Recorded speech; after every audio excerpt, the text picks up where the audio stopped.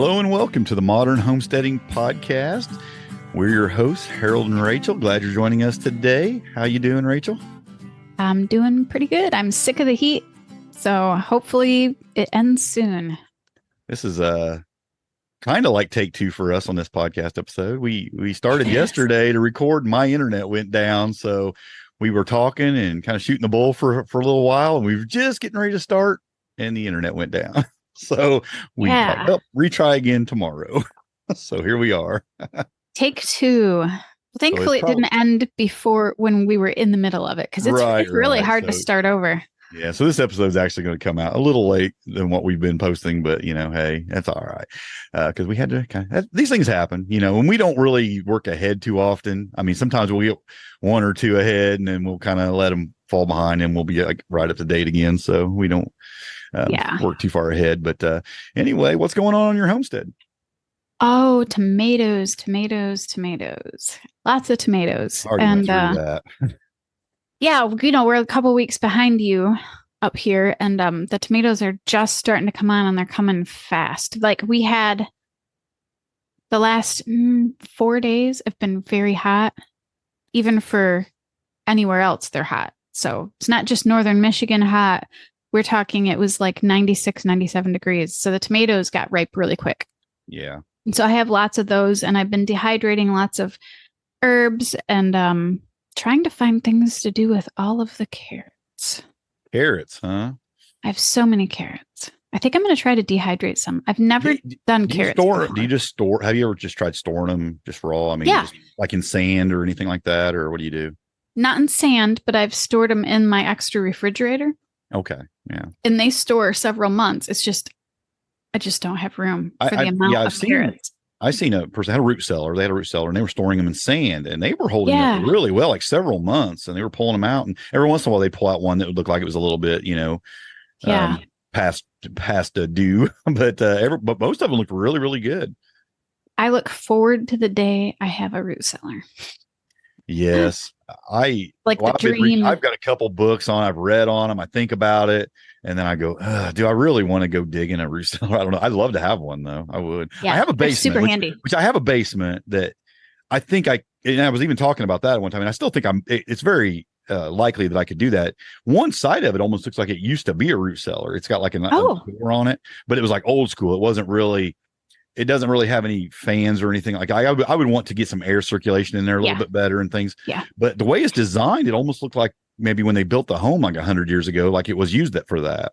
But then since it just got turned into storage and it just, but I think like I said, I have a couple books and I was doing some study on it here a while back. And I thought, man, I think if I got some, like a small, like I've seen some people take like almost like a computer fan and run some, have some aeration kind of very mildly flowing through and the way you store things and put some shelves and stuff down there. And I think I could turn it into a, I've seen people do that in a corner of their basement. If we were going to stay here, our plans were to turn a corner of our basement into one.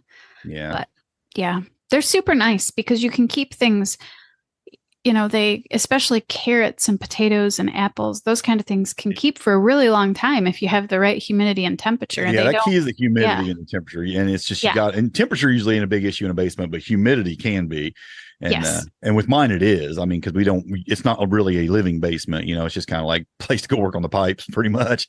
So, it needs a lot of upgrading to get it in a position really for that. I used to grow food down there. I used to grow lettuce and some grow beds down there, but it's not really great for storing food, Yeah. So, but I do want to. I'm sure with modern technology, you could do it pretty easy. I mean, like computer fans and a dehumidifier and for sure.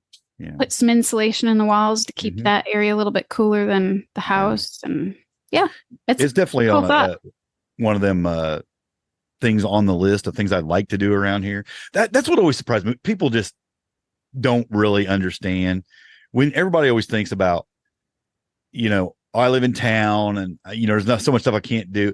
There's so much stuff I haven't even done yet in town. Living on an urban homestead. I mean, there's still sections of my property that I could do things on that I ain't doing. Right. There's things in my house I could do things with that I haven't. There's so many projects left to do still on this urban, and I've been doing it for years, and I still haven't got to some of the things I could be doing.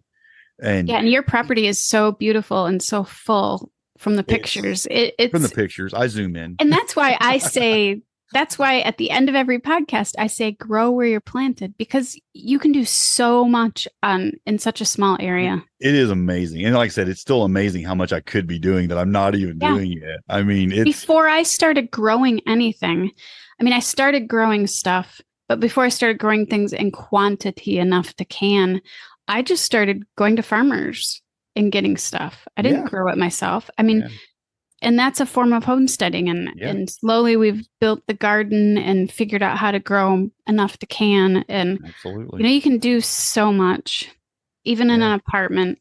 It's amazing what you can do. Well, unless we turn this into a podcast episode on urban homesteading, we'll go on to what I'm doing around my homestead. And it's been a lot of fall cleaning and organizing. You know, about 2 or 3 times a year, I feel like everything just gets totally so out of whack. I can't find any of my tools. I can't. Things just get crazy, and it's like now it's like, okay, well, I'm actually restoring an old golf cart. We got this old golf cart gave to us. I mean, it's like a 1987, but those are kind of cool, you know. And I've been kind of going through and restoring it, but like I can't find half my tools, and it's like I ain't got room to work on things. I'm like, okay, before I really get deep into that project, I really need to clean this barn. So I've been putting things up and moving things around and getting things right again. And it seems like I do that 2 or 3 times a year. And then stuff just starts getting crazy again. But I know no matter how hard you try, it just gets, it seems like every fall you kind of got to do that too, you know, and before winter, because I want everything kind of, because I'm going to be in the barn working a lot in the winter.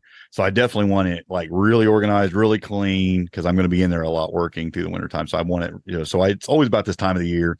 I'm kind of trying to get everything kind of back in order, but also doing some pond cleanup outside too. I had the pond was getting out of hand, and I usually do that in the spring, and then I'll do it kind of in the fall, you know, and because that little backyard ponds are great. They're beautiful. They're fun. They even have a lot of benefit for a homestead, but man, can they get nasty if you don't take care of them. So a couple times lots a year, of sediment and algae. Yeah, sediment, and you know, of course the fish waste. There's fish in there, and there's things going on there, and then a lot of leaves land in there and sink to the bottom, and you know, just things happen, and then I got to clean the filters, and I try to clean out. It has a little bit of a waterfall, so I clean out that, and you know, just get everything cleaned up because it starts getting pretty nasty. So usually there's a big cleanup in the spring and a big cleanup in early fall, and nice. But you just take that water and then put that out on your garden then? Yeah, I'll spray some nice it out fertilizer right right there. And I'll just empty it out on all the beds and everything, get it all cleaned out. I won't empty it out 100% because I actually won't even take out the fish. And then I have like a tool that I can like suck all the stuff off the bottom with without pulling the water out, you know, kind of like a fish tank thing, clean, but it's bigger for ponds. And I'll suck all that out of there. And then like I said, I'll do a kind of a water change, about probably 75% water change on it. And then just clean all the stuff up. It's just kind of a project, but it's not a pleasant project. It's surprisingly, the pond won't look that bad, but then when you start pulling some of that sludge and some of that nastiness out of there's an odor to that's definitely not pleasant. Oh yeah. It's I know rough. our pond that is not a homemade pond gets that funk. Yeah, it will. It'll get pretty nasty. So it's clean up. And my grandson has been filling it with, you know, I used to just keep goldfish in it and stuff and koi and things like that. But now he's getting into this netting thing where he goes out nets, you know, and he likes to catch he'll catch these little chub minnows, he'll catch crawdads, he'll catch snails and frogs and whatever he can catch. And he brings it all here and throws it in that pond. So boy. It's got quite the diversification of life in it now, unlike before. So, and that's cool. Let him have his fun. I think it's great. He's teaching me how to be a 6-year-old kid again, and I love it. So it's all good. So anyway, that sounds fun. Yeah, and he happened to be here yesterday or a couple days ago when I started cleaning it out, and he was dipping some of the stuff out and having a good old time with that. But I don't know, whatever. He's having a good time, so I don't care. But and also dehydrating the goji berries. Like everything has pretty much ran its course on the berries except for goji. Now it's time for the gojis to start making their show of things. This is about the time of the year they really get really good and ripe, but they're horrible tasting raw. So I don't like them. Yeah, that's what I've heard. Yeah, they're horrible. Like I'll put them in a smoothie or something raw because you can't really taste them in that. But they're great dehydrated. I don't know what it is. You turn them into a little goji raisin, and they have a flavor that's just great. It just concentrates the sugars in it or something. I don't know what it does. Okay, but it changes the flavor profile quite a bit, and it makes them really good. Where I'll eat a handful of them or here and there, and so I've got a ton of them in the dehydrator right now, dehydrating, and probably run a whole nother batch or two through there before it's over, because there's a lot of those. And the only thing I enjoy about the goji bushes, mine still are not producing. So are they going crazy? Your goji? I didn't even know you had goji. I do. I have 2 small bushes. I put them out at the homestead, but it's been just kind of dry for a couple of summers. And I think that's why they're making it, but not thriving. Where mine are, they catch a lot of the run up. I actually have a rain barrel setting right there, but then the rain barrel gets full and overflows and goes so they're right where they're at. So they water. get quite a bit of water there. And they're doing pretty Maybe I'll good. have to move them closer to a pond where they get more water.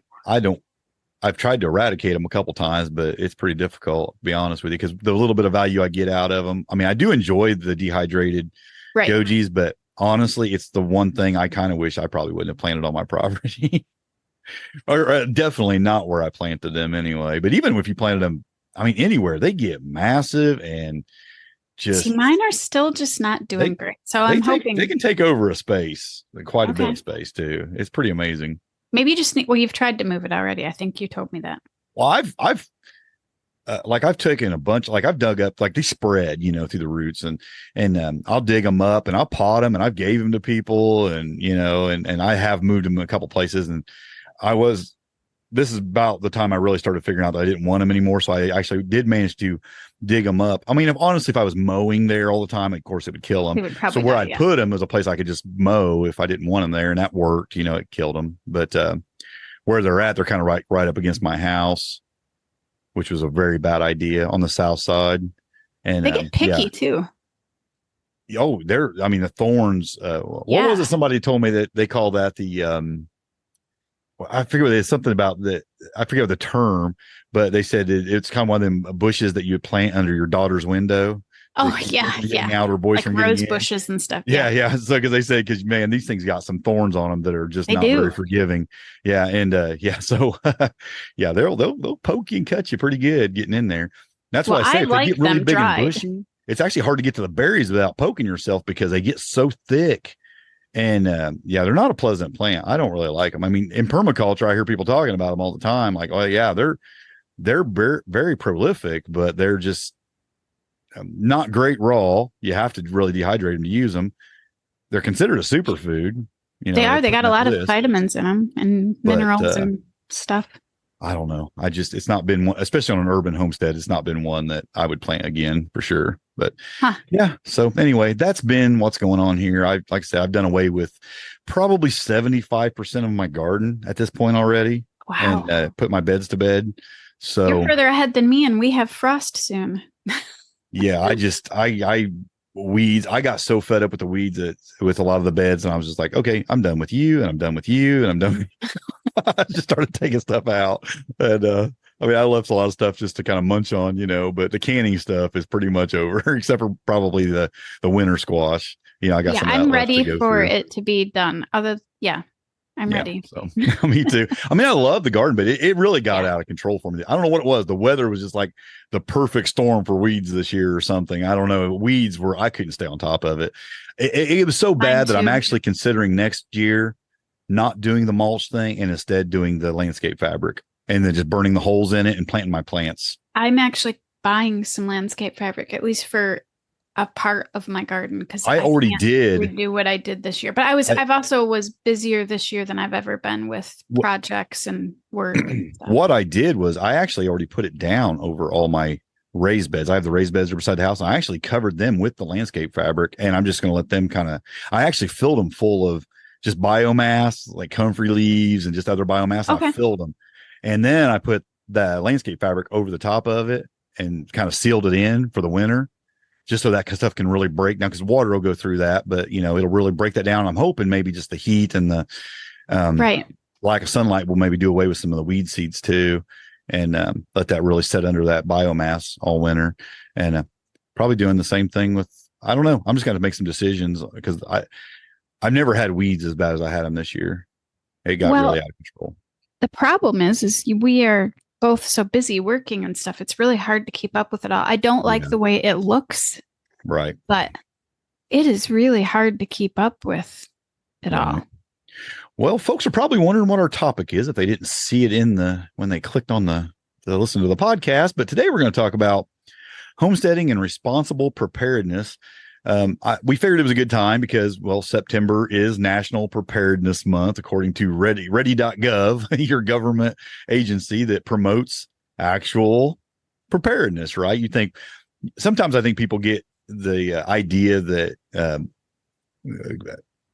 especially those folks that are totally anti-government, and maybe I border on that, right? So I won't say too much bad about that, but they're not all against you being somewhat prepared, right? They have a whole website dedicated. They do preparedness, because there's just this level of common sense preparedness.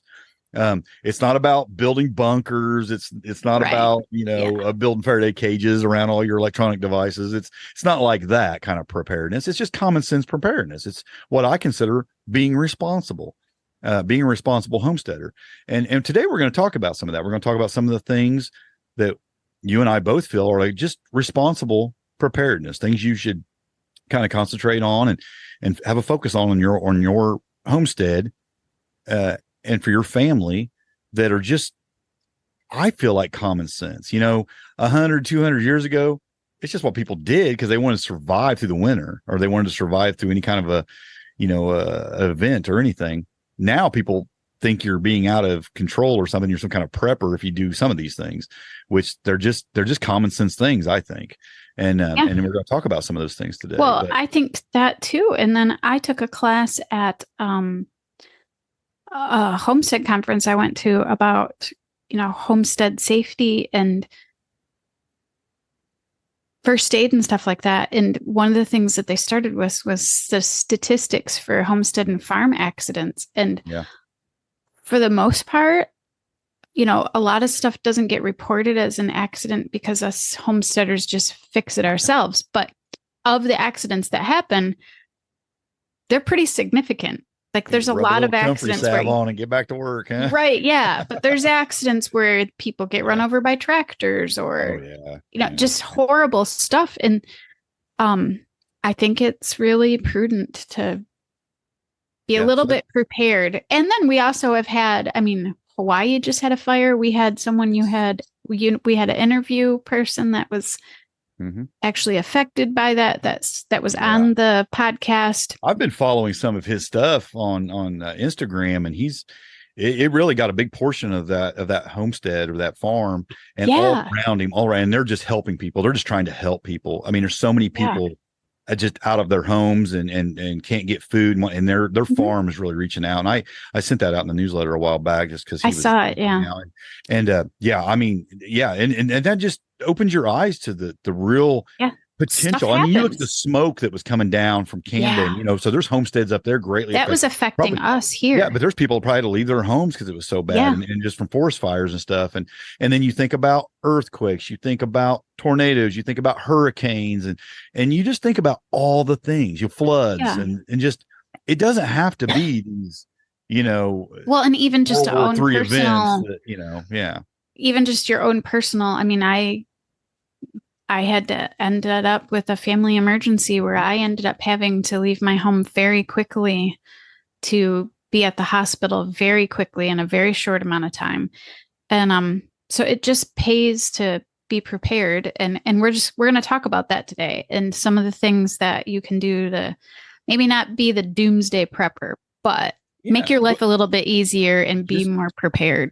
Yeah, just expand on that a little bit. Yes, sickness happens, and you might not be able to go to work, or you might lose a job, and it's hard to buy food and the things you need if you don't have them stocked up. When you ain't got money. So and I look at my own situation. I was off work for several months, years ago with cancer treatment, because I had cancer. I had to go through a surgery. I couldn't work for a couple of months, while I was healing. And had we not had a lot of food put back and even money in the bank and some things going on there, that there was a level of preparedness there that helped us get through that. And that was just a couple months, but it's amazing how fast you can burn through things in a couple months, even, so you just, and we're not that far. We're not that far removed from the pandemic where a bunch of people were left at home on, financially, it was a struggle for many people. Myself, I went through, and this wasn't even during the pandemic, it was actually before, but I take thyroid medication, and my medication for over a year was hard to get. And Yeah. Just having thought that through, and it's just really important. Yeah. Yeah. I guess what didn't make our list, and I want to kind of mention it here right off the bat, though, having things is not just being prepared. You physically being prepared. That reminded me that be as healthy as you can too, because, and I know there's just some things you can't control, like your situations, you kind of, autoimmune diseases. These are things you really can't do anything about, but there's still a level of fitness, diet plays a role. And I mean, if I was eating junk, yeah. But just being as fit as you can be and as healthy as you can be can certainly help. Yeah. It's just a level of responsible preparedness, right? So try to work on that's just something every one of us should be working on, is trying to be as healthy as we can be. Because when I went down, that was the case. I was eating horribly. I wasn't exercising, doing things, and it led to cancer, which led us into a crisis, in our life. So yeah, just being healthy, or just being as healthy as you can greatly reduce even the need for being prepared if you're getting that situation, or make it easier to get through if you are healthy. Yeah, for sure. I see these people that, and I'm careful about how I say this, because everybody has their own struggles. We all have our health and fitness struggles, right? But I mean, I've just seen this before, and I've seen these people who are promoting, prepping, and they're big on guns, and they're big on buying the food and shoving it under their bed and doing all these things. Right. And because they're thinking it's more like World War III, end of the world cut type scenario, but they weigh 450 pounds. And I'm like, there's a lot of things that'll take you out quicker, in that area than what you're talking about. And it's just, and I feel for him. It's like, that there's a level of preparedness. If you think that that's a possibility so much that you're doing what you're doing in your life, then you ought to be getting yourself in shape for that, because that's not going to help you in that kind of scenario, but again, even just being able to walk, right. Walk and move is huge, which homesteading is a huge help with that. I mean, it definitely keeps you in shape if you're pushing wheelbarrows around and moving dirt around. But absolutely. Yeah. So we'll just jump into it here. I think when we think about preparedness, one of the first things what do you think? You think, what does it take to live, right? I mean, basic necessities of life. And the number one thing, I guess, other than air to breathe, would be water, right? You need water. Yeah. And so water storage is really important. If your situation, and you don't know what that situation might be, leads you to not be able to access water or access good water, you should have water. Clean storage. Water is clean huge. water is important. So having water put up is important. And you have a few suggestions on here you put in as far as storing it. To be honest, we don't store a ton because we're on a well.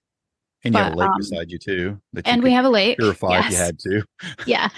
But I do have some though, because there's been times here where we get a snowstorm and the power's out for a little bit. So I use a lot of vinegar for either canning or cleaning or laundry. And I save those jugs because they're nice and thick. And I just fill them back up with water. If you know people who drink a lot of soda too, the 2-liter bottles for put soda and stuff in are really stout, and they make good water. Right. As well. But if you go to the store and you buy your gallon of water, that is I've actually done that with distilled water before, and the jug just deteriorates so quick, and then you have a mess. They're so I had it under a kit. Set them down too hard, they'll pop. I mean, I've done that. Yeah. I had mine under a bathroom cabinet, because we kind of try to keep a gallon in each of the bathrooms just so you can flush in case of an emergency or whatever. And it just made a huge mess under the cabinet. So now I do the vinegar or the pop bottles if you can find them, because we don't drink pop, so it's kind of hard to. Right. But yeah, so that's what, and then having a water filter. And and I started out with a Berkey. Now I still have the Berkey canister, but I actually put the Pure Pour, is it Pure or Pure Pour, whatever those filters. They actually changed the name of it. They did change the name, and I've actually got those filters in it now, because I think they're a little bit better of a filter than a Berkey filter. So I've actually put those in the Berkey. But you actually suggested, and I had never heard of this water pitcher that you put on here, and I went and checked it out. I clicked on the link. And it's very good. It is very good. I was watching some videos about it, actually. It ran me Yeah. down a whole little rabbit trail, and I started looking into this, and I think we're going to pick us up one of these because it's really affordable. And Okay, I'll give you a hint and I'll give everybody else a hint. So it's called the Zero Water Pitcher, and you can buy them. You can get them on Amazon, probably at Walmart. I have found several at thrift stores. I actually bought my mom two. I bought her a pitcher, and then I bought her a bigger one that holds more at thrift stores, and then you just buy the filter. But they actually filter water really, really well, and it's affordable way. Yeah, I was. You don't have $300 or $400 for, one of the expensive stainless steel, either a Berkey. Berkey is still better than no filtration system. I just prefer. We're gonna have to look it up.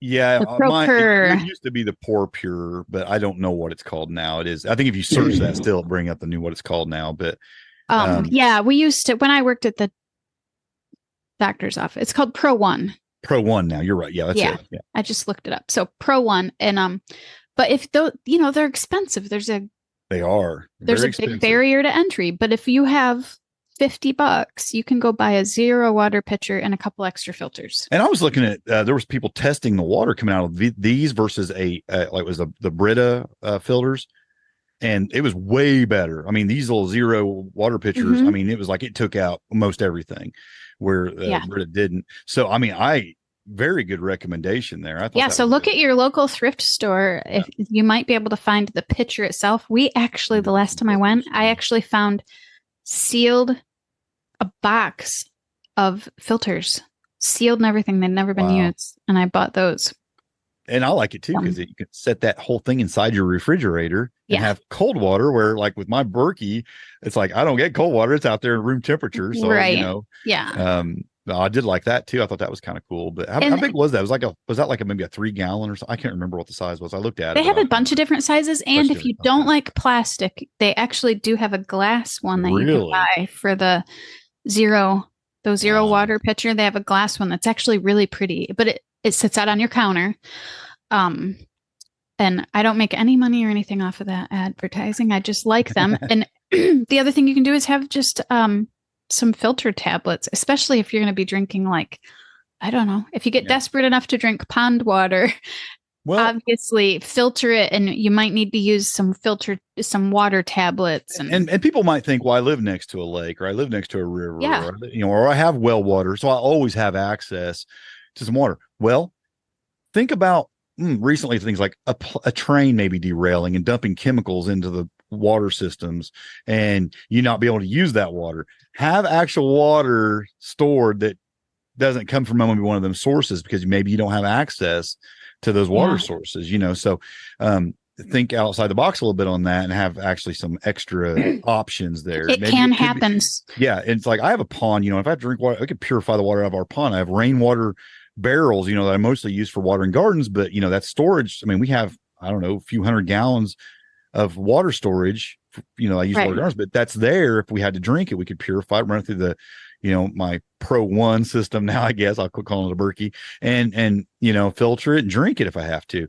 I mean, there's things you can do, but also just run some of that water in some jugs ahead of time and just store it. And here's the deal too. Like, we have a local school here that years ago there was a tire fire, and they used a bunch of that. I think it's that foam that they used to use to put out fires. So there was a huge tire fire, and they had to use all that foam. Well, now that foam has leached down into the groundwater, and we have 2 subdivisions and a elementary school here that the water is all contaminated with that. And the other problem with this is often you find out after you've been drinking it for a while. So it might be a good idea to start filtering it now. And just quite simply, if you are on a well and the power goes out, I mean, you might have a generator you can run the pump with or whatever, still get water. But if you don't, just having some water put up, I mean, it's a kind of a no brainer to at least put a few gallons of water up. But as much as you might need it really for maybe 3 days or something, I mean, you really think ahead a little bit, try to have enough water on hand to at least Yeah, get you if you through go camping at 2 all, days. you realize just how much water you Use a go lot through. of cleaning things and drinking, of Yes. course, and cooking and just all the things you need water for. Yeah, So it's a couple of gallons a day per person, I would guess would maybe, minimum, yeah, just that, and that would be minimum. being really, really Yeah. Spartan with it. Right. Yeah. So that was kind of the first thing, because I just think it's probably the most important thing, right? Yeah. The water storage, and something just most homesteaders practice already. And if you're a good homesteader, you're going to do this. That's food storage. You're going to put food up. You're going to grow your food. You're going to put it up, but really try to think, what do we eat? What would it take to survive? Put that food up, because you're not growing everything. So you might want to pick some things up that you're going to need that you're not growing. You might need some flour and some sugar and some things to stock up on those things, because those are things you're going to need if you don't have access to be able to purchase food. Now, people think, oh, that could never happen. Well, the reality is we've seen in some places that happen. We've seen bare shelves on the stores not so long ago. So, I mean, it's not out of the realms of possibility.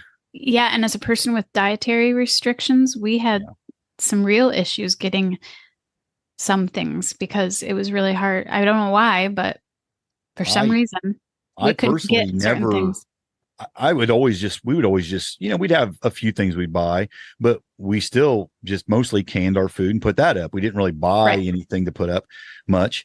A few things, like I said, those staples that we don't grow or whatever, we'd have some of that put up. But after that happened and the store shelves were bare, I went a little doomsday prepper, and we actually bought some of the freeze-dried meals, and we bought some of the buckets of freeze-dried meals just to keep, because those things, I don't know, it's decades. Some of that stuff will last. They'll last forever and ever. You know what? I thought we just put that back, and that's just extra security, and it's something I don't have to think about. We still put up our same amount of our canned stuff, but if it ever went beyond what I could, have stored in that, we have that in an emergency. Or if it gets like that, and you say got neighbors or friends or family that don't have food, and you don't have to give them what you've put up, you could pass that out. And so it's good to have that for even other people that are in that situation who weren't responsible.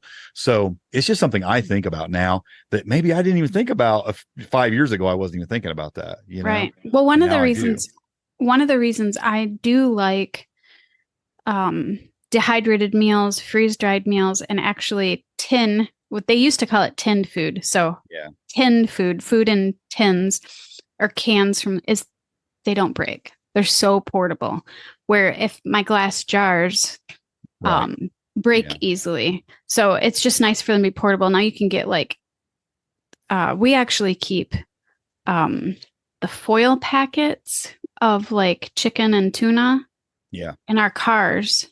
Mm-hmm. Well, in my car bag, which I know sounds preppery, but it's not, because when we had our family emergency, I knew that bag was in my car.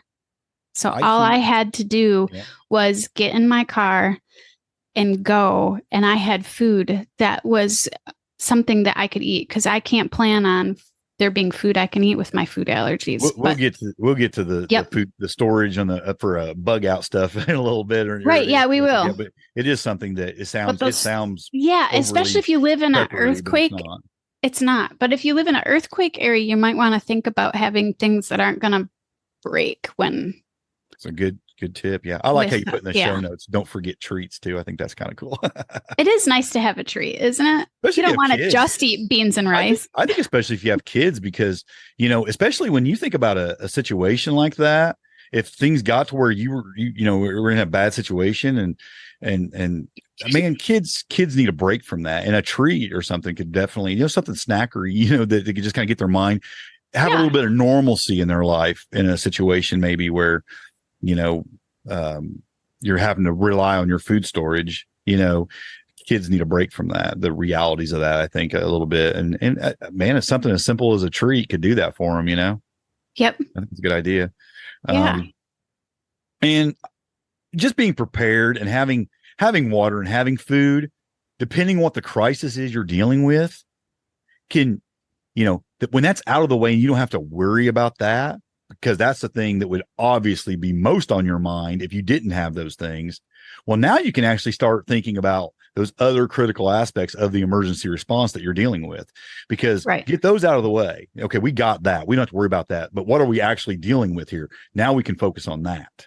And I think that could Exactly. be critical depending on what your situation is, to have that out of the way. So, food storage, water storage, biggies. If you're a homesteader, you're probably at least You probably are. food storage and probably the water storage as well. This is something that you have a huge heart for, this next thing, and I do too. But I think you really see the importance of it because things you've dealt with, medical preparedness. Yeah, And I think you're absolutely right. I think it's something that probably we don't put enough focus on as homesteaders. Maybe some do, but maybe some don't. And if maybe you do, it's because you waited till it was too late to figure out how really important it was, or maybe you just heard somebody else dealing with something and now you're focusing on it. But it's huge. And it can definitely save your life. It can, I mean, you don't even have to be a homesteader for this to be appropriate. I mean, but accidents on the homestead, you are more likely to have an accident on your farm or homestead than somebody that doesn't have one, just because of the nature of how it works. You're using tools, you're using a tractor. Well, it's always been said that most accidents happen at home, but for a homesteader, it's even more the case because we're, like you said, we're dealing with a lot of equipment and tools and things that there's a risk to using them, so you have to and I mean, I have huge holes in my training. I do not have the training that I would like to have, but I'm working on it, and I think that that's important. I mean, basic first aid, CPR, you can get those at just your local, Red Cross, or sometimes they have lots of events. And your kids can do it too. Don't leave them out. I mean, they have babysitting courses that kids can take that include all of this. And I just think it's really important to be able to treat someone until help gets there. Know how to treat a wound, dress a wound, know how to do CPR, know how to, handle somebody who has had a major injury too, because you can actually cause worse injuries if you don't know how to handle people right. So good training, and then having the things on hand, a good medical kit, all the things you need, super important. And also just being a homesteader, we're talking about things on the homestead that can cause accidents. Falling is huge, just getting cut is huge. Dealing with livestock, you can get hurt really bad dealing with livestock. Was it Justin Rhodes he broke his nose? His nose broke here recently he got headbutted by one of his milk cows. Yeah, I mean, I have a friend that had to have. She's got I don't think they have this many anymore, but they used to have like up to 500 head of cattle, and she ended up with knee surgery after a cow ran her into fence. Yeah. I mean, they can hurt you. Hogs. I mean, we had a neighbor when I was growing up, and he got attacked by a hog, and it literally ripped his kneecap out. My! And they were older couple too. I mean, they were quite a bit older than my parents, and his wife's trying to help him and get him out of there. I mean, it was kind of a mess, and he ended up losing the bottom half of his leg over it. Word. Yeah. Wow. And so, I mean, livestock, and you can definitely get hurt. So you need to especially, which brings me, also just having other people around is important. Something like that, you could lose his life if you didn't have other people around to help. So, I mean, you're just being prepared, thinking ahead, knowing it's a possibility is huge. And just knowing those things exist, and not be delusional and think, oh, it can never happen to me, because it can absolutely happen to you. Yeah. And I mean, and have plans in place. I don't know if you have, it depends on where you live. Obviously, there's places that some people live that they don't even have great cell phone coverage. So maybe they can't rely on their cell phone, and they need to have a two-way radio, radio to call somebody that's home and say, I need help. I think communication can be huge. But injuries certainly happen at any home, but probably more likely if we have a homestead or absolutely. And like you said, a while back, you bought like chainsaw chaps for your husband to prevent injury. I mean, that's a big part too. Medical preparedness is even preventing injuries. So think about how to prevent these injuries. Glasses, safety glasses, and just the safety equipment that goes with whatever it is that you are using, because there's so many different tools that you can use. But safety equipment, when I actually bought cut-proof gloves for when we're butchering that I wear. Oh, knife cuts or... I've done it too many times. And we were butchering a cow, and I knew when you're putting all that, so much force trying to cut bigger Yep. pieces of meat and stuff like that, you're just more likely to. So I bought gloves, and I actually bought sleeves that go up my arms. Yeah. Back in my early 20s, I for a short while I worked as a meat cutter, and you can get cut so easy with them sharp knives and doing all the different cuts and just different angles and doing things. It's so easy to not pay attention for 1 second, and you don't even realize, because those knives are so sharp, you'll just see the blood before you'll ever feel anything, and it's like, Oh, whoa, yeah. what'd I Yep. do? And then you just see blood running down your arm, and it's like, oh Yep. man. It just happens so quick and you don't even realize it. So, yeah, definitely. And ear protection. Don't forget ear protection. Yeah, definitely. Yeah, that's something you said it's becoming important in your house. So, yeah, I mean, it's just something we have to think about for sure. For sure. Well, then we start getting into the things that people think more about when they start thinking about the big prepper things, like power backup, right? Everybody's like always about the power backup. And, then that's the funny thing is, though, we lived for how many centuries without power? So, I mean, it's not impossible to live without power, but now our homesteads so rely on it because a lot of our meat and things are in freezers and refrigerators and things. And if we don't want to lose that stuff, we have to keep that stuff going. So you do need a power source to keep those freezers running, to keep your refrigerators running. If it's, if you're in a situation where it's, over 100 degrees, and you might need air conditioning. I mean, it just depends on your fans, at least, if you're not able to get cool, because especially if you're older, older couples and stuff, that can really hurt you if the hot weather can. Yeah. And a few weeks ago, you had rabbits in your barn animals, with you. So now I can put them in the tractor and get them in some shade where maybe there's a little outside. I mean, you can keep them alive, but they're miserable. I mean, right now it's upper 80s and they're miserable. I mean, they're just miserable looking at them. But yeah, I mean, having a way to keep this stuff running is important. If it's wintertime, you might be able to take the stuff out of the freezers and put it outside or something, until you get it back in the freezer when the power comes back on. But have some power options. Yeah. Simply though, before we ever had a generator, I had some really large inverters that I could just click onto the batteries on my car and run my car and run extension cords into the house if I had to. Yeah, we went 8 days without power one time after a big snowstorm here, and that's what my husband did. Yep, you can absolutely do it, and you'll use a lot of gas running your car doing it, but it will keep the freezers cold, Yeah, exactly. And it'll do the job. So you can do that. But, you think about lighting and things. Yeah. You mentioned in the notes, having some no power options. Like we have kerosene lamps that we can fire up and have some light, or candles, have some things like that. But, it's also good. And I also think even if you have kids and if you're going to go several days without power, it's nice if you could maybe put a TV on for the kids, because they're going to start getting really bored and really, upset. If you have little kids or something, maybe have some ways to do some things for them, have some power options that they can do. You know? Well, and depending why your power is out, it's really important to be able to charge things for communication. Yep. Being able to charge your phone so that you can communicate, and having radio somehow.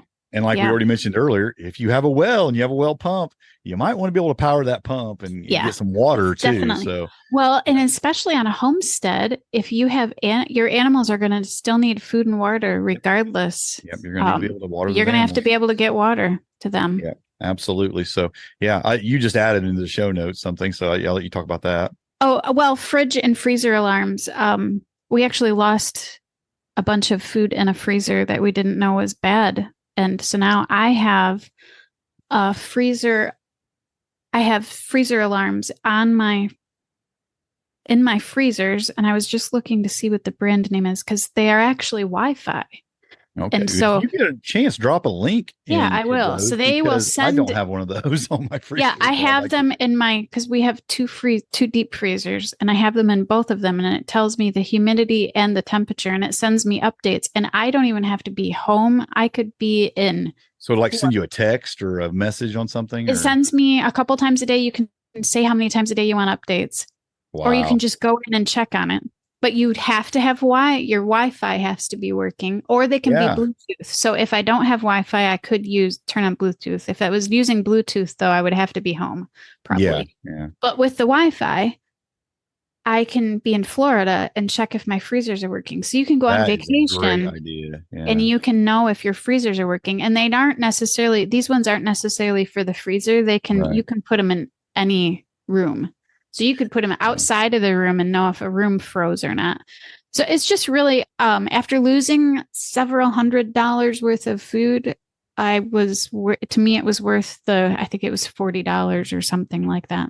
And honestly, if you live in a place where your power goes out a lot and for days, you might consider having a larger unit installed that automatically kicks on when the power goes out too. Because like my parents had that at one point, and my wife has some family that has that.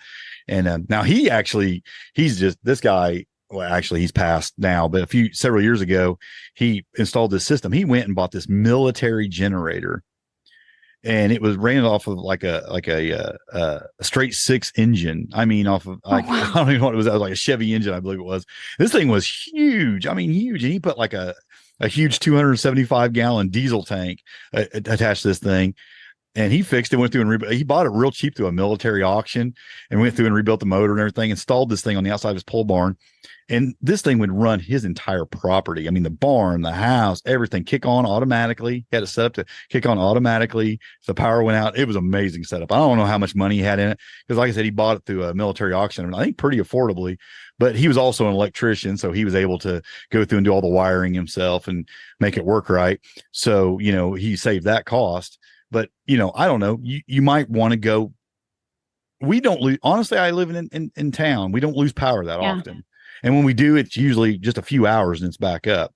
But if I lived in a place where it was, pretty regularly going out and for days, I would absolutely consider that as an option and try to save up to do that. And also just having solar, that's an option too. You could hook up solar and have a battery backup and run things that way. I mean, there's a lot of people going that route nowadays, and I think it's a great option. But it's a power backup, or you can have it as your main source, whichever. But I still think even if I had solar, I'd want a generator as a backup in that case. Because we have days and the sun's not out, you're going to need some way to still keep going. Right. Yeah. So it's called Jovi, which I will put a link in the show notes. If I'm saying it correctly, it says Jovi, and I have 2 of them. And right now my freezer is 2.8 degrees and 49% humidity. And awesome. I can do that right from my phone, no matter where I'm at. And it's nice, even if you don't lose power, if your freezer dies. Yeah. Could you put those on your refrigerator too? I assume. You can get more than one. I mean, you can get several. Yeah. That is a great idea. And I think that's a really good idea because our freezers are actually out in my pole barn, and I don't go. I mean, we literally maybe go visit those things twice a week, maybe, and drag stuff into the house, and then we'll put it in the house freezer if we're going to cook that week or whatever. And we just don't go out to them every day. Yeah. I mean, that thing could be down right now, and I don't even know it because I haven't been in there for a couple of days. We probably smell it before. And it's so heartbreaking to lose all of that hard work. Yeah. That's a good idea. That's why we got them. I think we need to do that ourselves, invest in that. Good idea. Yeah. So the next thing that we have on the list, which you added to the list, which is a really good idea, is a livestock care plan.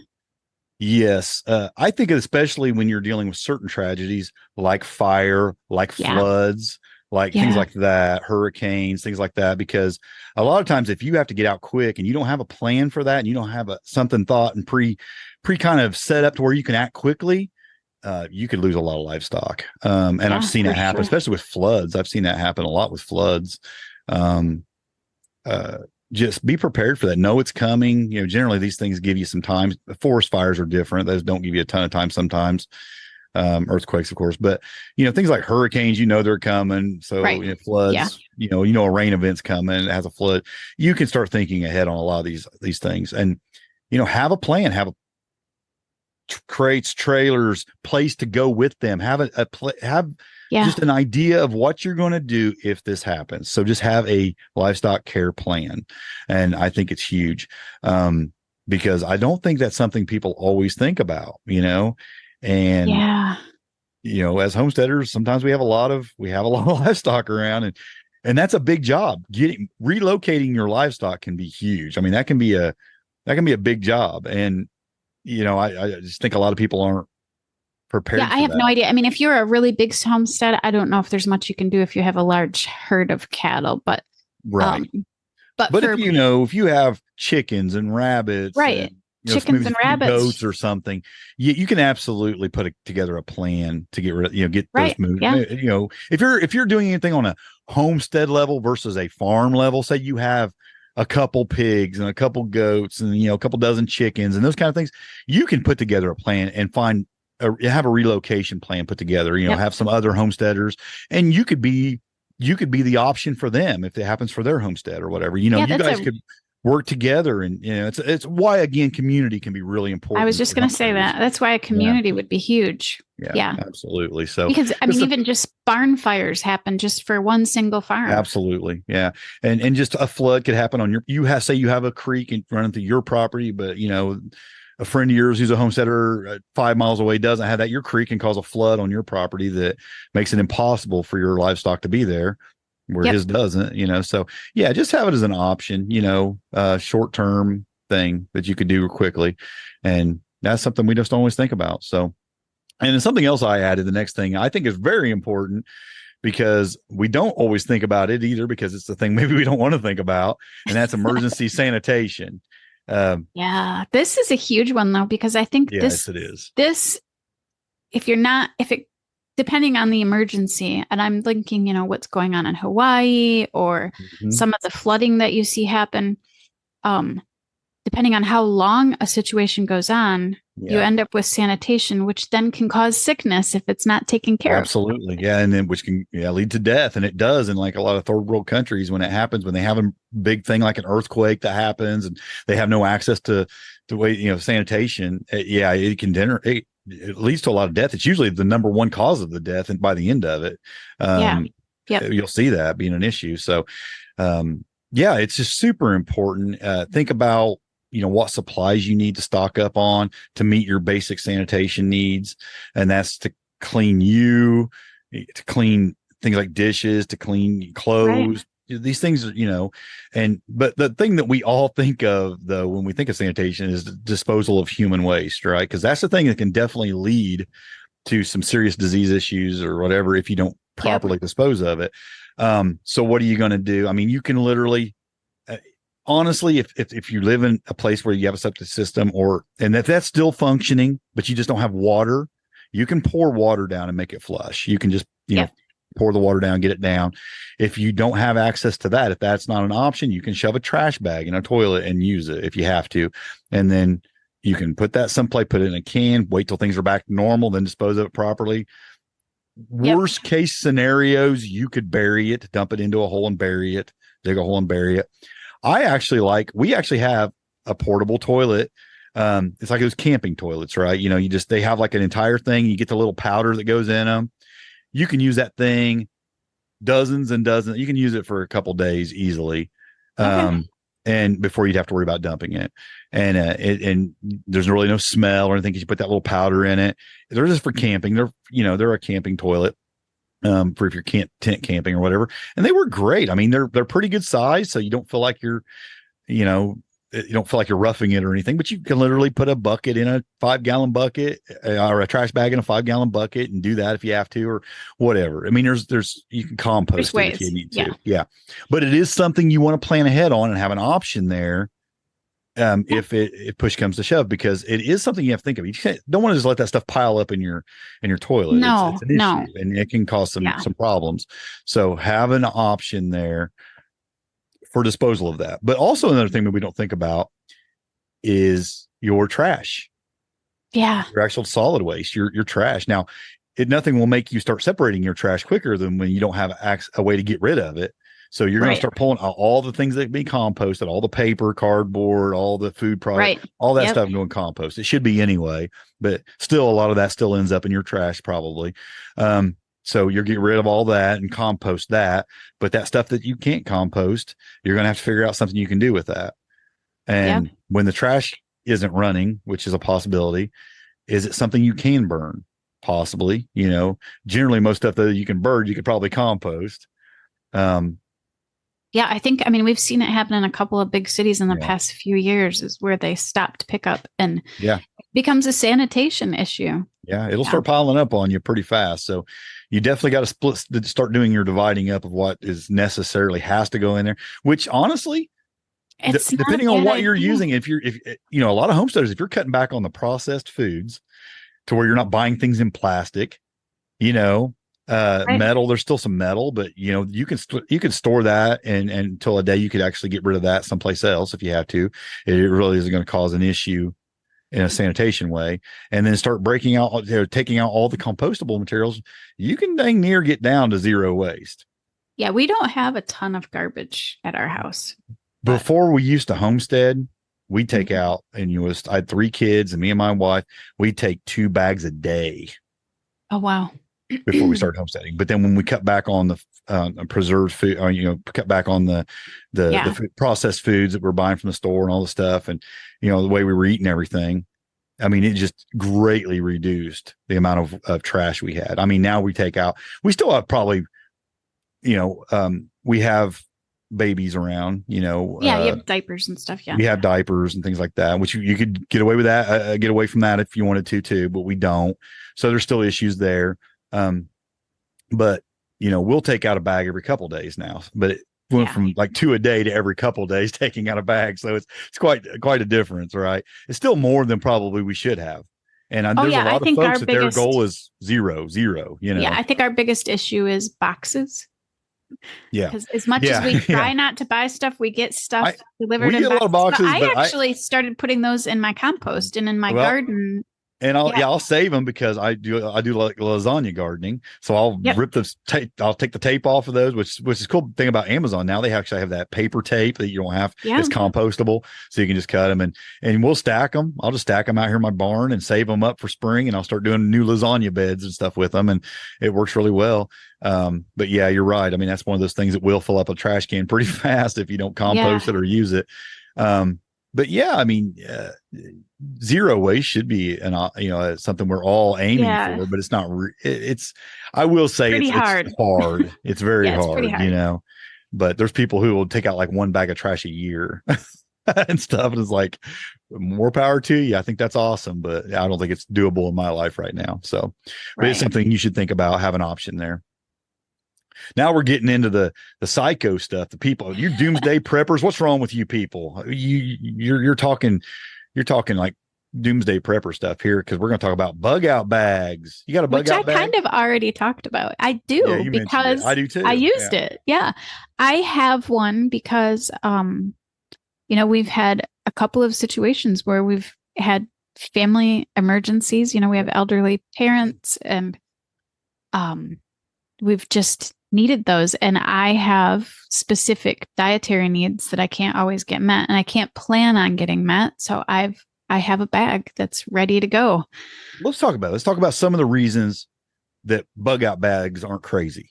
Okay. Well, some of the things that could happen. A family emergency where you have to get out quick and you need your stuff now and you need to go. Mm-hmm. Okay. A fires. Yeah. There's just things going on in the area where you have to bug out back. I mentioned that train wreck. Yeah. People had to leave quick. They were saying, get out. Right. Yeah. Grab your bags and hit the door. Don't waste time. What if you can't go back? A fire. I mean, what if you can't go back right away? You probably have, and my bug out bag is not huge. Yeah. It's my bug out bag, get home bag. I call it my emergency bag. It's not huge, but I have enough food in there for a couple of days. Yeah. I think I could probably survive 3 days. Yeah. And I have a change of underclothes. I don't worry too much about changing my jeans and t-shirt or whatever. And usually an extra pair of socks, and I keep extra medication in there. I have like an emergency blanket in there. Yeah. I will keep water in my car separate from my bag. So I'll have like a couple gallons of water I usually keep in the bag. I don't keep it in the bag, but it's in my car.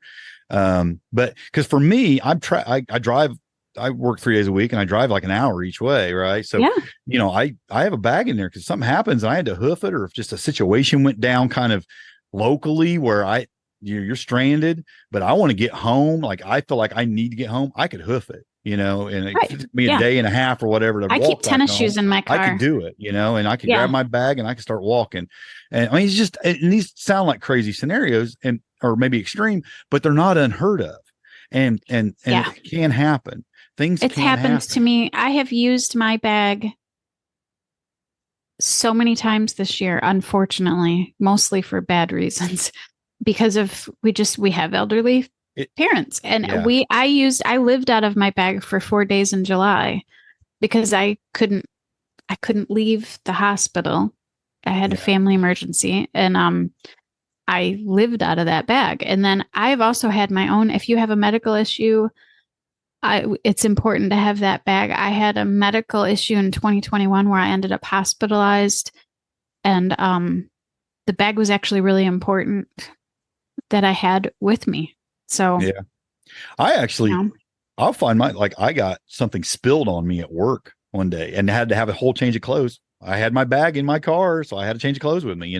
I mean, it sounds like, yeah, you should just take clothes with you. Well, if you have it in your bag, you always have that with you.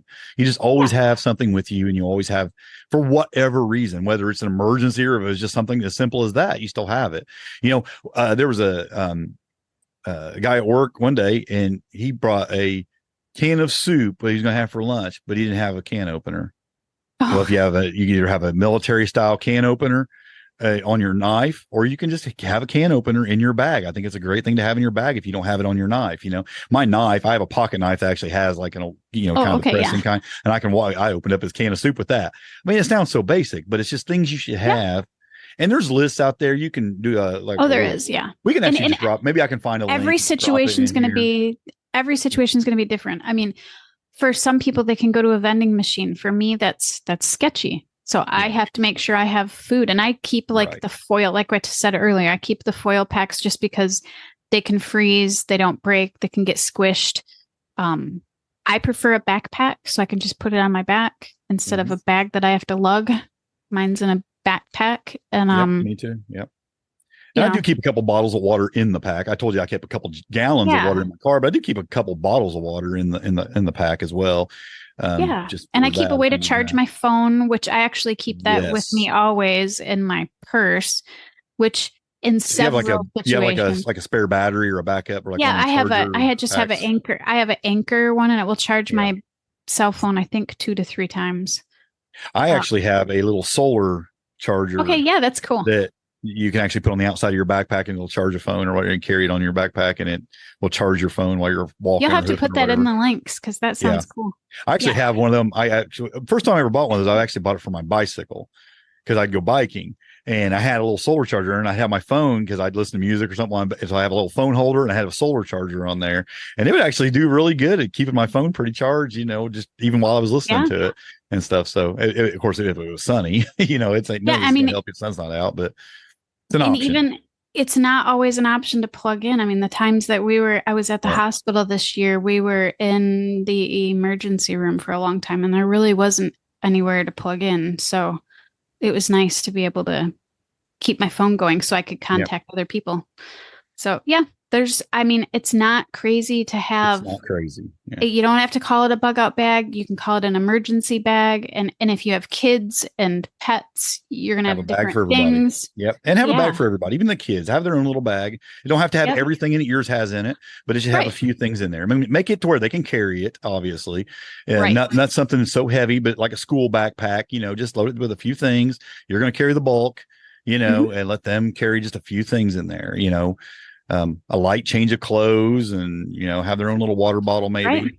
Well, and then up here in northern Michigan, where we get tons and tons and tons of snow, I have been stuck in my car.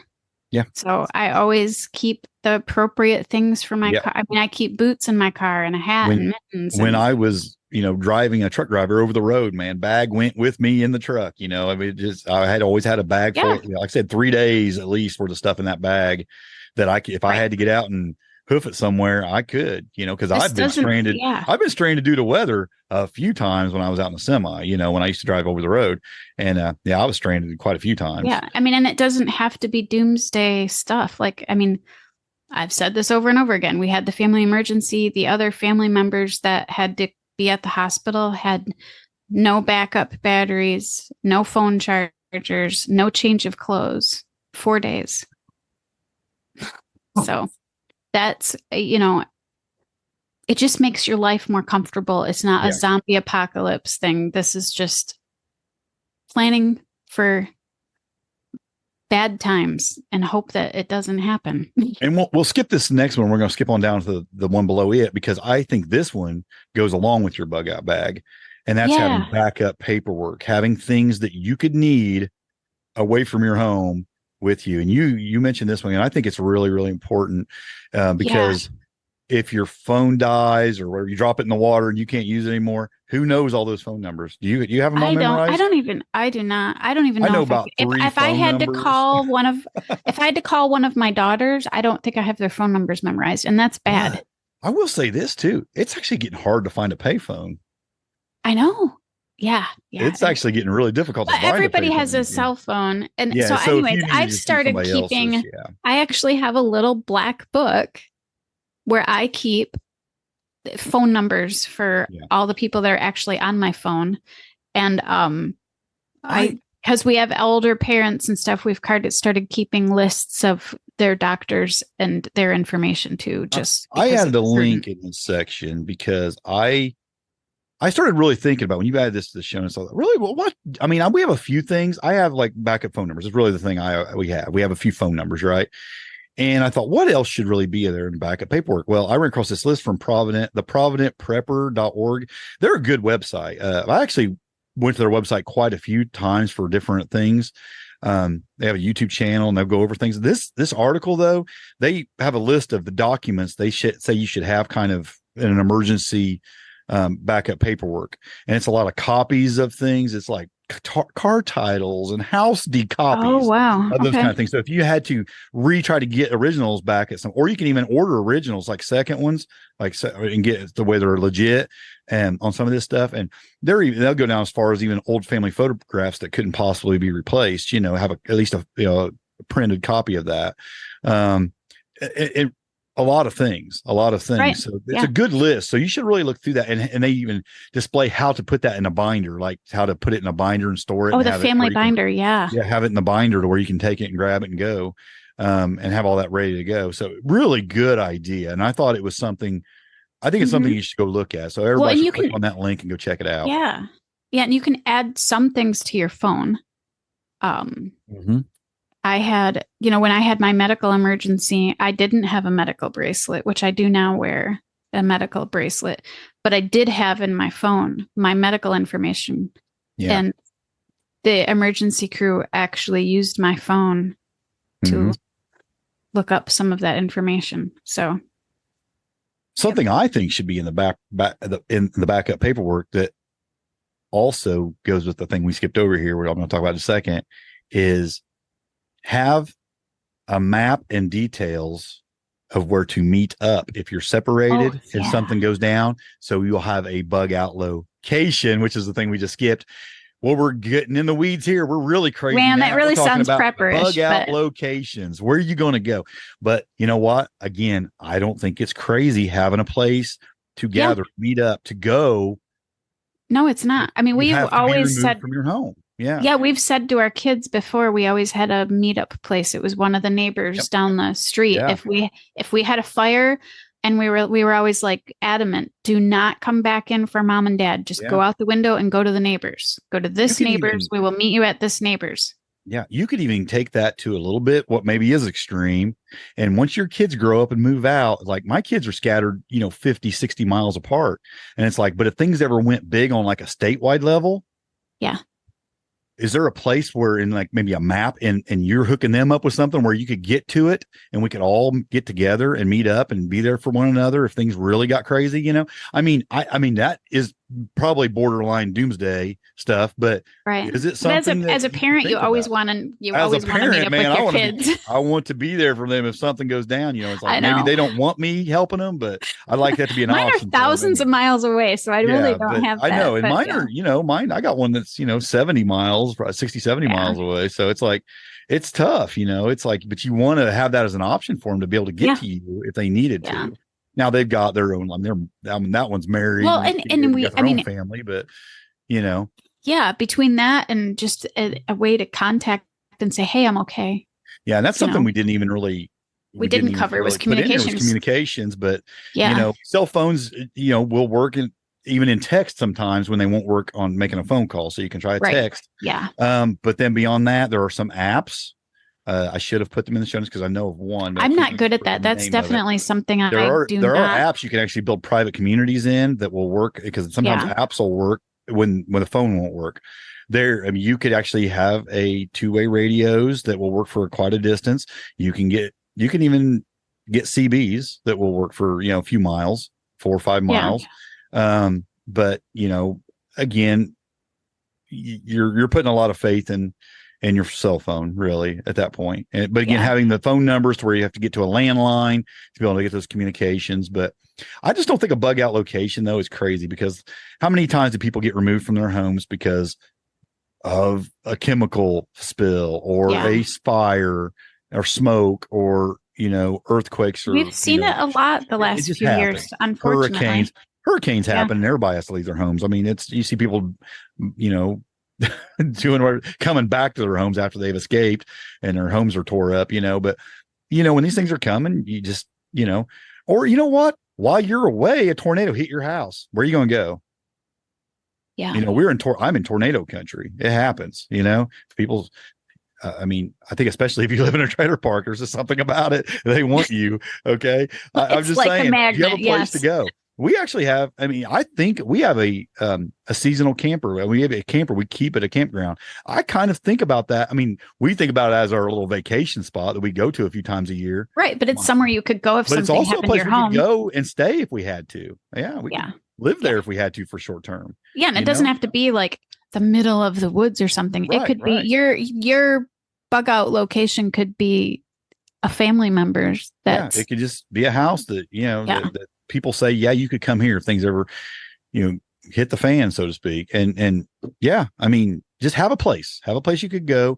Again, that's a bigger step. If you have livestock and you had to have a place where they could go as well, that's kind of like their bug out location, I guess. Right. But have a place where you could go and your family could go.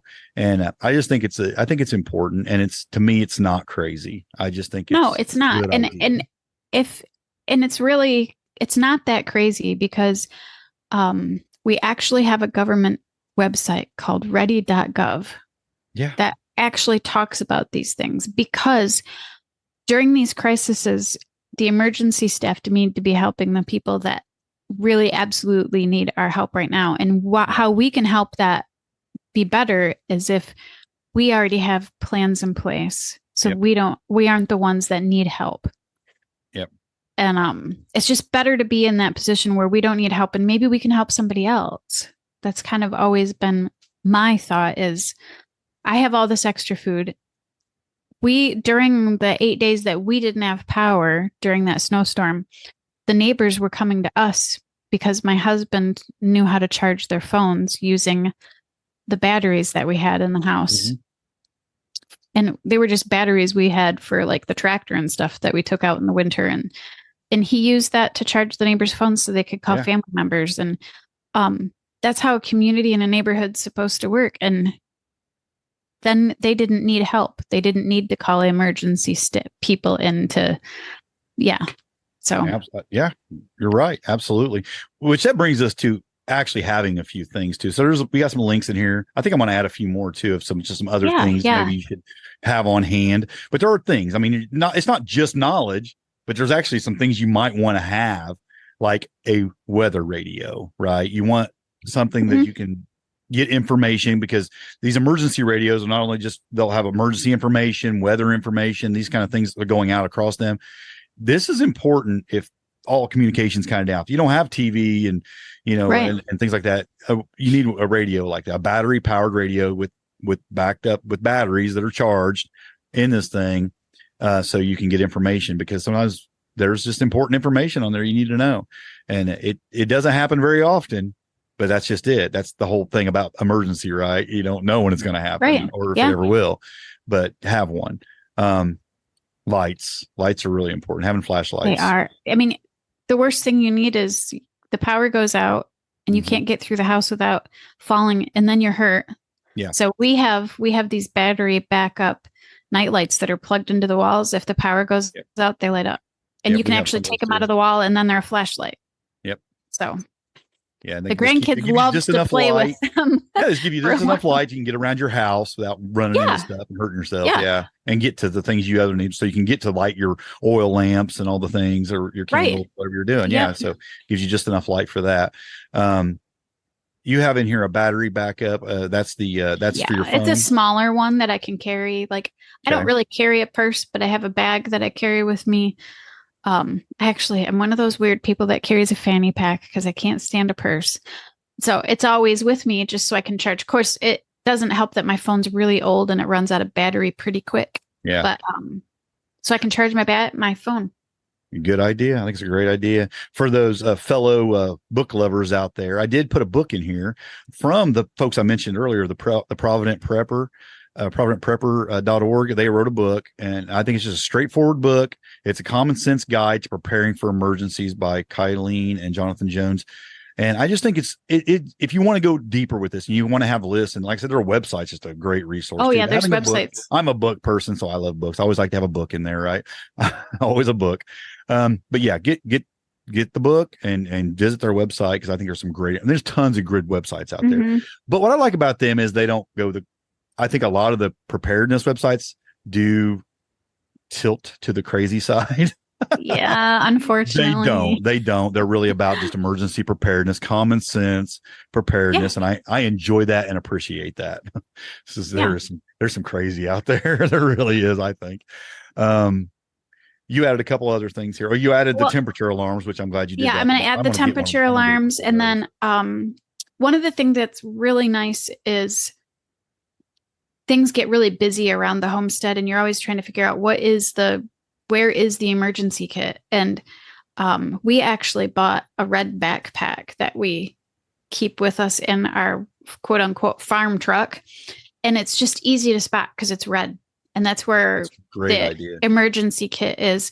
And it was pretty cheap. I can't remember. It was like $9 for a bright red backpack. And then, red emergency. And I would just do that anywhere in your house. It doesn't have to be the red backpack, but just make sure whatever it is, it just is really obvious that is what it is. So I was watching you type this into the notes. And first I seen red backpack before you got for emergency kit.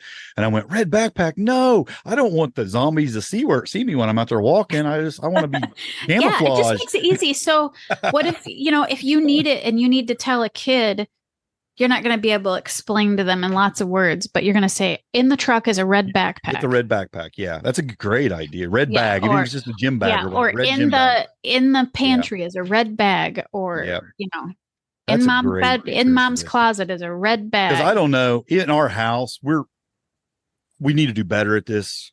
Rachel, I'm just going to fess up as far as keeping the stuff accessibly, just easy to access. Oh yeah, same here. Because we need a Band-Aid, and we're rummaging through drawers and cabinets. Where do we put the Band-Aids? And we're looking for stuff. And it's like, what in the world? We need to have this stuff in a location, bagged up, even where you could grab it and run it outside if we had to. I mean, I'm bad about this. And this is telling me I need to fix that, because you're right. That's important. That's really important. Yeah. And I'm hopefully going to be taking a class whenever this person does a class more on it. But, that's what that person recommended, is that you had one basically very accessible. If you're in the field, say you have a huge farm and you've got hundreds of acres and you're out in the field in your tractor, you probably should have something in the tractor with you. And I have something for our pets too, because they can't always use the same things we can. There's a device also that's came out, and I don't know why this just came to my mind all of a sudden, but I love this thing because I've seen it in action on some videos. But if you've got kids and there's choking hazards, have you seen that tool now for like helping people for choking to get food out of your throat or whatever, if you can't get it out? It's just, you put it over their mouth, and it's almost like a plunger thing action, and it sucks it up out of their throat basically. Wow. And that thing is saving lives like crazy. And it's a tool that I think everybody should have in that bag if you have kids, especially little kids, because it's it's for like choking. I have one child that put everything in her mouth. Yes. I had to do the Heimlich twice on her. Yeah. There's been situations where the Heimlich, you just can't get it out. and they'll have to cut a throat or whatever. This thing will suck. I guess it just does like suction, and it'll pull right back up out. And it's been saving some lives. And I think they came out a couple of years ago. I mean, we got one probably a year or so ago. And I hope we never have to use it, right? But boy, that could be a handy little device, having that in a bag, and kids choking, man, pop that out and get it out of them. Well, that's what all of this is about. Well, I hope first I wanted to say, I hope that you add the backpack battery, like the solar battery. Yeah. But the second thing I wanted to say about that's what all of this is. All of this isn't us wanting to be doomsday preppers. All of this is because, September is Preparedness Month, National Preparedness Month. And these are all things that we hope we never have to use. I mean, water storage and, food storage, but specifically the medical stuff. But it happens. No matter how hard you try, it happens. You may go 20 years without something happening, but something probably will happen in your lifetime. Yeah. And it's just, it's still going to be stressful, but it's definitely going to be smoother if you have a few things set up and prepared. And it might actually save a life if you have a kit and can stop somebody from bleeding until the emergency crews can get there. So, And, you take this as far as you want to take it, but man, we should all just have a minimal level of all of this. You should have at least a minimal level of all this. And you, like I said, you think about your situation, think about the probabilities, think about what the possibilities are of things that could happen, and then go a little beyond that, because because an earthquake's never going to happen where I am, probably, but other places, hurricane's not going to affect me. Right. Other places, though, that happens out. So you have to think specifically to you, and the same with the medical stuff. You have to think about your own medical situations, your own family's medical situations. It's all going to be very specific to what your family and your homestead needs. But think about it. That's kind of why we're having this, is just think about it. And there's a lot of things we didn't get into. People probably like, you didn't think about this. You didn't talk about that. And you know what? This is bare minimum stuff. We agree. This could go so much deeper and probably should, but we just wanted to touch base on these things, get your mind down that path a little bit, get you thinking about it. This is the month. We should be really kind of focusing on that. Winter time, if you live in a place where winter's a reality, like it is for us, I mean, a lot of these things can happen in winter. I mean, we can have power outages. We can get shut down in our homes because we can't get on the streets. If you get a bad winter, there's a lot of things that can happen. Okay. In the wintertime, especially for us.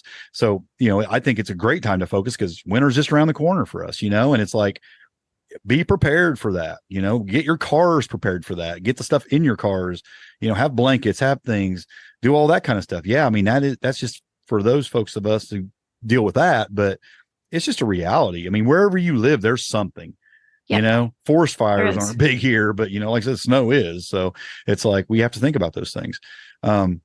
There's just things every year that are possibilities and even realities that take a little bit of common sense preparedness.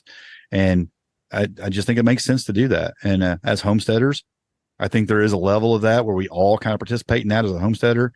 But maybe there are some things you weren't thinking about, and this has helped you and get your mind on it a little bit, and helped you a little bit think about it. And now you want to think, I need to do that. Like, I'm glad you mentioned these temperature alarms, because I think you mentioned these once before and I didn't really take it serious, but I am thinking about it a little bit more now. And I think it's something I need to have. So good. Suggestion. So, that's what we have for you today, folks. You have anything you want to add? I think that is it. I think that's it too. Well, folks, we appreciate you joining us today. Until next time, happy homesteading. God bless. And grow where you're planted. Looking around, I finally see, I think I need a change. The rat race, I want to flee, my world I'll rearrange. I'm getting back to the roots of how it's meant to be. Growing gardens, picking fruit, racing livestock, living free. It's a modern homestead. Build a modern homestead. A lot of folks don't understand why I wanna live this way. They've never eaten from their land like we do here every day. Snapping beans like Grandma did, sitting on her front porch. Hunting and fishing like a kid once you've done all of your chores. It's a modern homestead. Build a modern homestead. Country or city, there's a way to make this change. You gotta start today.